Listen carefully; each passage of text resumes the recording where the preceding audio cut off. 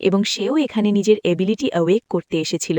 তখন তাদের এবিলিটি জাগানোর আগে তিনি সব বাচ্চাদের নিজের শক্তি দেখান এবং নিজের ভেতরে একটি নেকড়ের মতো শক্তি ডেকে নেন, যা দেখে সব বাচ্চা খুব অবাক এবং উত্তেজিত হয়ে যায়। এরপর একে একে বাচ্চারা নিজের নিজের স্পিরিট সোল জাগানোর জন্য সামনে আসে। এখন যে প্রথম বাচ্চাটি সামনে আসে তার স্পিরিট সোল হলো একটি কাস্তে, যা একটি টুল টাইপ স্পিরিট সোল। এটি দেখে স্পিরিট মাস্টার তাদের বলেন যে এটি যুদ্ধের কাজে তো আসবে না, তবে এই ধরনের মানুষ এগ্রিকালচার অর্থাৎ ফার্মিংয়ের কাজে খুব ভালো হয়। এখন তিনি তার সোল পাওয়ার চেক করেন। সোল পাওয়ার যে কোনো স্পিরিট সোলকে ট্রেন করার জন্য খুব জরুরি হয়। এখন যখন তিনি তার সোল পাওয়ার চেক করেন তখন তার সোল পাওয়ার 0 আসে, যার মানে সে নিজের স্পিরিট সোলকে ট্রেন করতে পারবে না আর সারা জীবন একজন সাধারণ মানুষ হয়েই থাকবে।